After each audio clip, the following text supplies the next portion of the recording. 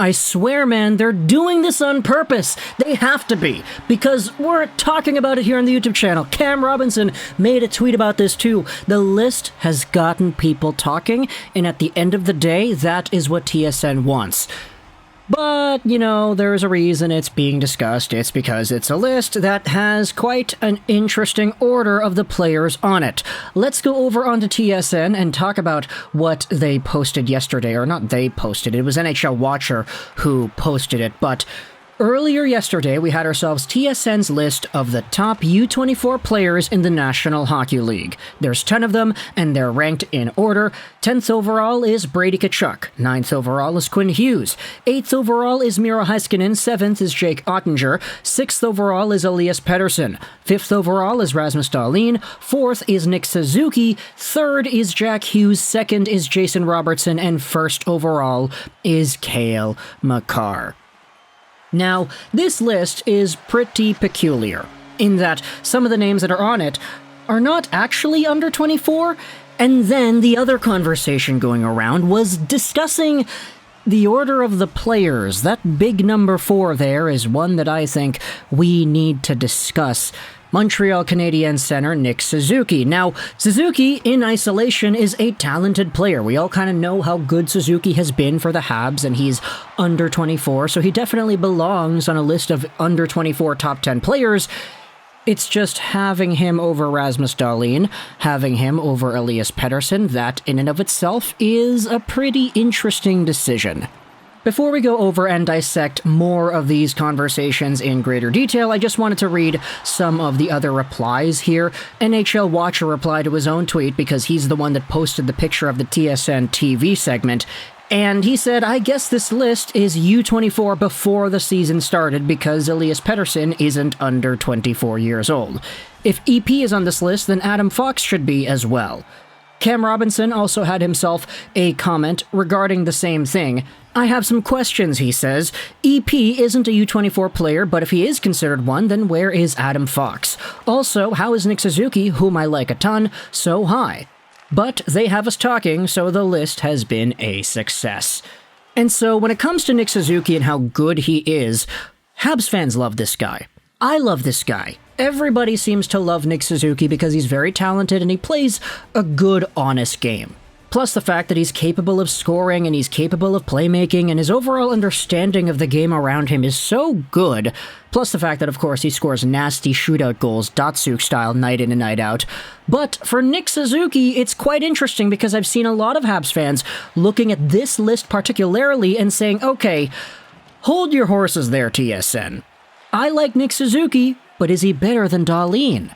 You had a lot of Canadiens fans saying, okay, I don't know if I would take Suzuki over Pettersson. Canucks fans were flaming ablaze in response to this list saying, hey, why is Pettersson under Suzuki? And I mean, of course, you're going to have the bias showing throughout the fans, but I thought it was really interesting just the overall attitude towards this list from Canadiens fans themselves. Because just reading my comment section, I know that you all love Nick Suzuki.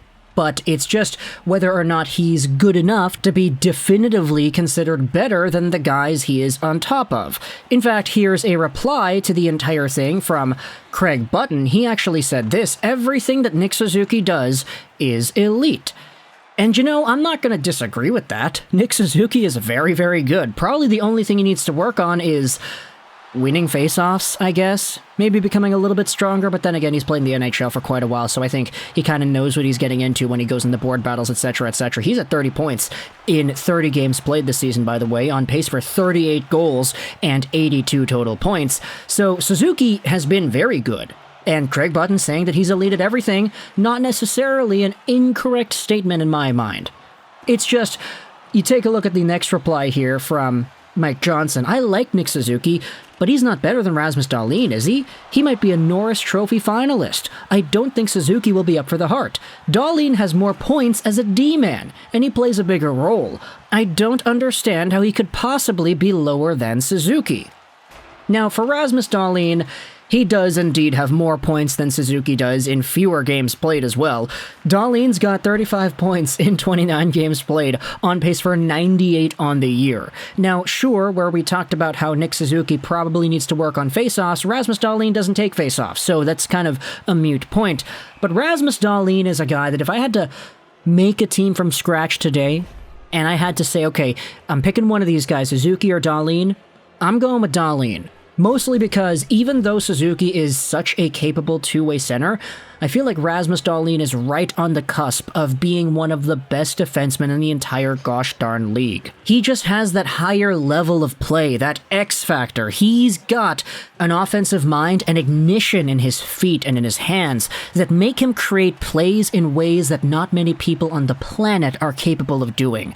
Rasmus Dahlin, I feel, is going to be the best defenseman in the entire NHL, and I say that with Cale Makar in mind. I feel like if Dahlin was just not on the freaking Sabres, he would already be as good as Cale Makar, but you could see that as the years have gone on, especially after the slump that he exhibited a few seasons ago, Rasmus Dahlin has been on a heater and he has been improving tremendously. And so, for me, I'd personally take Dahlin over Suzuki. I might even take Dahlin over Hughes.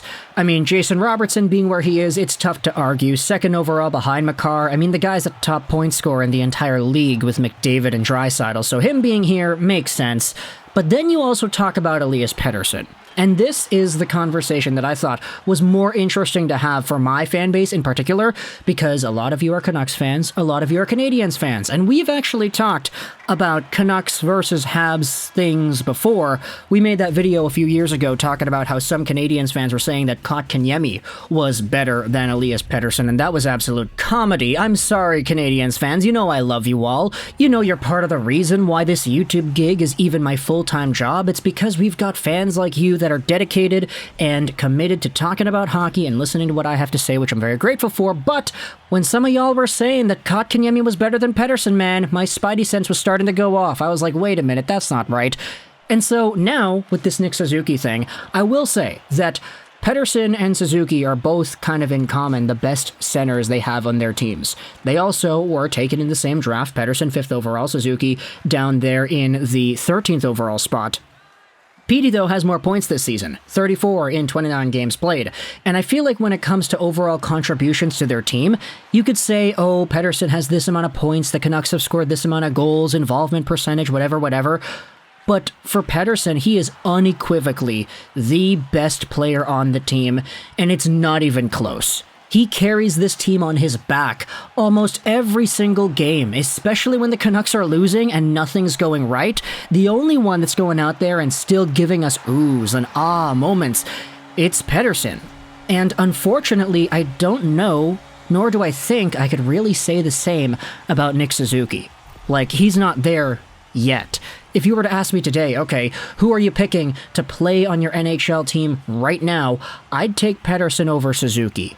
Maybe I'm just really biased. Maybe I'm just a Canucks fan who is trying to pump the tires of the guys on my own favorite hockey team.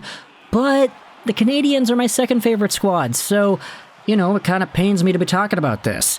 Especially when you acknowledge that Pettersson is in the bottom half of top 10 U24 players in the league. Furthermore, if Pettersson's on the list, where in the world does Adam Fox go? Does he go over the Dahlins of the world? Is he in that top 5, or is he in the top 10, period? Do you knock Brady Tkachuk out for Adam Fox? Okay, yeah, you probably do that. I probably think that that's an appropriate move to make. But where do you slot Fox? Maybe above Heiskanen? Do you do it above Ottinger? Do you do it above Elias Pettersson? And so at the end of the day, this list was made to get clicks, it was made to get people talking about TSN and their show, and that's kind of what we're doing here. But you can let me know in the comments all your thoughts whether or not you agree with the assessment that the TSN crew have. Craig Button said, yeah, no, Nick Suzuki is elite at everything he does. But Mike Johnson said, I don't think that Suzuki should be that high. It's kind of funny how you have TSN guys on the TSN show calling out the ranking in and of itself that is made by their own employees. I don't really know how that works, honestly, but I don't know, maybe it's a different department, or maybe it's Craig Button by himself who made this list, who really knows.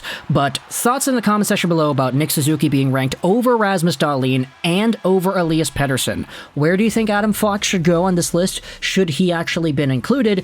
And do you agree with the rest of the assessment here? Makar, Robertson, Jack Hughes, Suzuki, Dahlin, Elias Pettersson, Ottinger, Heiskanen, Quinn Hughes, and Brady Tkachuk. Thoughts in the comment section below. I hope you enjoyed this Juraj Rolls 99. And bye.